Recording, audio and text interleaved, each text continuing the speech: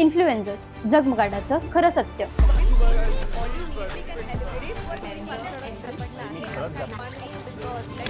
Luxury cars, branded कपडे, परदेशी trips आज सोशल मीडियावर रोजच दिसतं. पण एक प्रश्न आहे, हे सगळं इन्फ्लुएन्सिंग मधून येतं का? इन्फ्लुएन्सिंग करून पैसा कमावणं सोपं आहे की प्रचंड कठीण आहे? नमस्कार, मी नेहा विनोद सोनावणे तुमच्या सर्वांचं स्वागत करते लोकल बंधन मीडिया चॅनलमध्ये. आज आपण सांगणार आहोत इन्फ्लुएन्सर्स पैसे कसे कमवतात, त्यामागची खरी मेहनत. पहिला समजून घेऊ, इन्फ्लुएन्सर्स म्हणजे नेमकं कोण? ज्यांचे फोटोज, व्हिडिओज, विचार किंवा शिफारस पाहून काही लोक खरेदी करतात, काही लोक ट्रेंड्स फॉलो करतात, त्या व्यक्तीला आपण इन्फ्लुएन्सर्स म्हणतो. सगळे इन्फ्लुएन्सर्स सारखे नसतात, त्यांना फॉलोअर्सनुसार रेटिंग दिली जाते.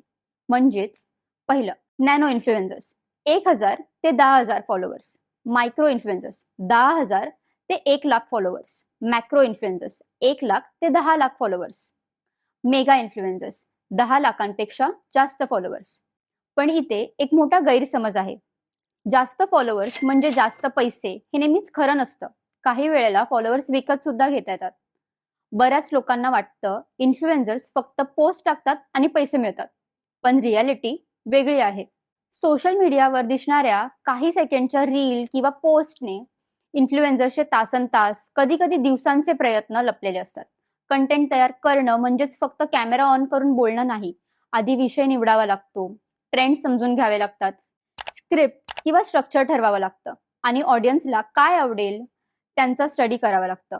त्यानंतर शूटिंग कधी घरात, कधी बाहेर, करेक्ट लाईट्स, आवाज, बॅकग्राऊंड ह्यासाठी स्वतःचं इक्विपमेंट वापरून अनेक टेक्स घेतले जातात.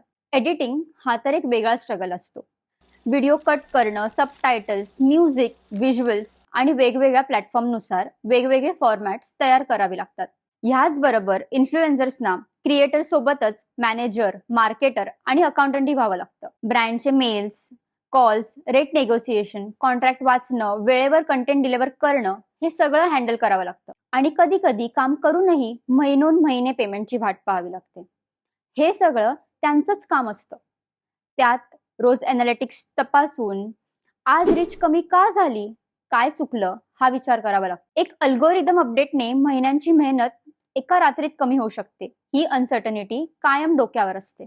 काही वेळा क्रिएटर्स एका रात्रीत फेमस होतात, एका रीलमुळे किंवा पोस्टमुळे, बट त्यांच्यात कन्सिस्टन्सी आणि क्रिएटिव्हिटी नसल्यामुळे ते ज्या स्पीडने फेमस झालेले असतात त्याच स्पीडने ते खाली येतात. मेंटल स्ट्रेस खूप असतो. सतत कंपॅरिझन, ट्रोलिंग, निगेटिव्ह कमेंट्स आणि नेहमी काहीतरी नवीन करायचं हा प्रेशर इन्फ्लुएन्सर्सला आतून थकावतो. सुट्ट्या, ठराविक कामाच्या वेळा किंवा स्टेबल इन्कम नसताना स्वतःच्या पैशातून इक्विपमेंट घेऊन कोणतीही श्युरिटी नसताना ते काम करत राहतात.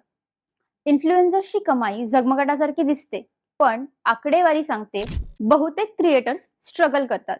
इथे पैसा पटकन नाही, खात्रीने नाही. स्ट्रॅटजी, ट्रस्ट, पेशन्स आणि बिझनेस सारखं काम करणारेच टिकतात.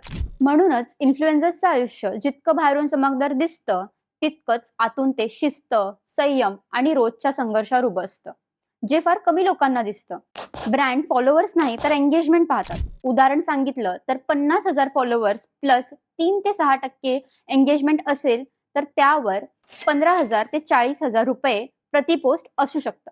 पण 2,00,000 फॉलोअर्स प्लस कमी एंगेजमेंट असली तर उत्पन्न 0ही असू शकतं. आणि फेक फॉलोअर्स ब्रँड्स लगेच ओळखतात, मग डील्स मिळत नाहीत. म्हणजेच फॉलोअर्सचे आकडे मोठे दिसत असले तरीही विश्वास नसेल तर पैसे मिळत नाही. आता हेच इन्फ्लुएन्सर्स युट्यूबवर सुद्धा असतात. तिथे ते लोक व्लॉग्स, डेली रुटीन, काही इन्फॉर्मेटिव्ह व्हिडिओज पोस्ट करत असतात. युट्यूबवर मॉनिटायझेशन चालू होण्याआधी युट्यूबचे टर्म्स अँड कंडिशन्स त्यांच्यासाठी खूप महत्वाचे असतात. युट्यूबवर जाहिराती लागतात आणि व्ह्यूज प्रमाणे पैसे मिळतात. आता उदाहरण म्हणजे CPM म्हणजेच कॉस्ट पर मिली 1000 व्ह्यूज मागे 30 ते 150 रुपये मिळू शकतात व 10 लाख व्ह्यूज नंतर 30,000 ते 1,20,000 पर्यंत पैसे मिळू शकतात. हे आकडे काही वेळेला इन्फ्लुएन्सरने सांगितलेले आहेत, पण इथे एक कटू सत्य आहे. अनेक भारतीय युट्यूबर्स सांगतात 1,00,000 व्ह्यूज म्हणजे पुरेसं उत्पन्न नाही. नियमित कमाईसाठी सातत्य, लाखो व्ह्यूज, अनेक वर्षांची मेहनत लागते. आता काही इन्फ्लुएन्सर्स अफिलिएट मार्केटिंग सुद्धा करतात. म्हणजेच ते रील्स, पोस्ट किंवा स्टोरीज मध्ये जे प्रोडक्ट्स, कपडे किंवा इतर काही गोष्टी वापरतात त्याचे लिंक्स ते डिस्क्रिप्शन, कमेंट व बायो मध्ये ऍड करतात. त्या लिंक्स वरून खरेदी केली लोकांनी तर त्यांना ते कमिशन मिळतं. ते कमिशन 2 ते 15% असते. आता इथे पैसा तेव्हाच मिळतो जेव्हा प्रेक्षक तुमच्यावर विश्वास ठेवतो. म्हणजेच फॉलोअर्स कमी जरी असले तरी विश्वास असेल तर कमाई मोठी असू शकते. आजही 90% क्रिएटर्सना स्टेबल इन्कम नाहीये. बहुतेकांचं उत्पन्न पगारापेक्षा कमी असते. आणि सगळ्यात मोठा धोका माहितीये का? अल्गोरिदम. अल्गोरिदम बदलल्यामुळे ही रीच 50 ते 80% कमी होऊ शकते. क्रिएटर्सकडे कोणतंच नियंत्रण नसतं. त्यामुळे त्यांची कमाई कधीही ढासळू शकते. बरं, जर तुम्ही क्रिएटर आहात किंवा तुमचा एखादा मित्र क्रिएटर असेल तर त्याला ही व्हिडिओ नक्कीच शेअर करा आणि कमेंटमध्ये ही व्हिडिओ तुम्हाला कितपत आवडली आहे हे आम्हाला नक्की सांगा. आमचा व्हिडिओ नक्कीच लाईक, शेअर आणि सबस्क्राईब करा. धन्यवाद.